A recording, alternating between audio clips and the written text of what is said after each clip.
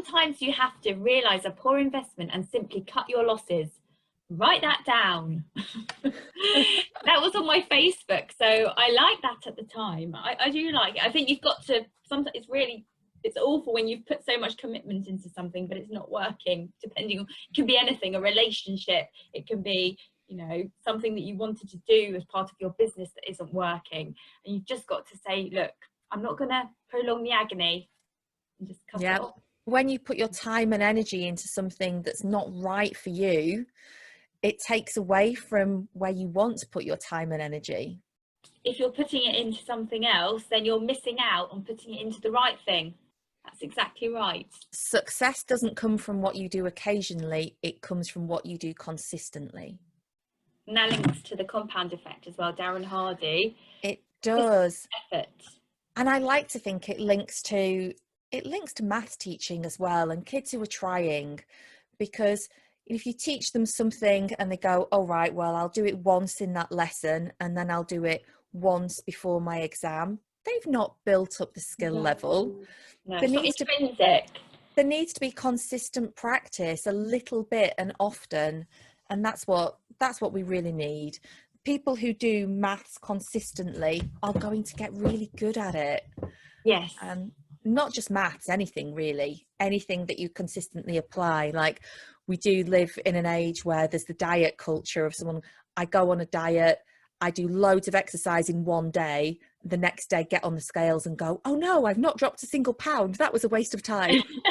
You see it all the time in magazines and stuff, and it's like, no, that's not consistency. No, and it takes a while to actually see the results sometimes it doesn't.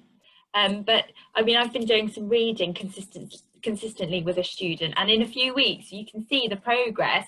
I also have another student who I tutored yesterday, and she's been with me since year 3 and she's doing her 11+ exams. She's been with me for that long at having consistent lessons, so she is on track to pass. And she's going on holiday, hopefully for her, in a few weeks, so she can actually ease herself into the exam because she's been consistent. I see the difference myself in when it gets to year 11. If there's someone who I've taught since year 9, they approach year 11 with, they're like, oh yeah, I'm in year 11, whatever.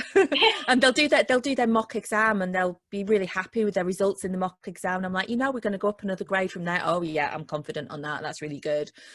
And then you get the other people who come to me because they're panicking because they've done their mock and they're really scared because they've not got the grade they want and they've got to go up 2 or 3 grades before the real thing. And they're in like 3 or 4 months of total panic mode. And the others are just like, yeah, I got this. Yeah, exactly. What would you prefer? Would you prefer A or would you prefer B? I'd always prefer the option that avoids that mental torment for teenagers. I think they've got quite enough of that anyway. They do. They've got enough to be dealing with. And I tutor younger ones, and they're so young, bless them. You don't want to push them. And I actually refuse to take children a few months before the exam, because otherwise, unless they've had other tuition, unless they've had that consistency somewhere else, because it's cruel. Frankly, it's cruel.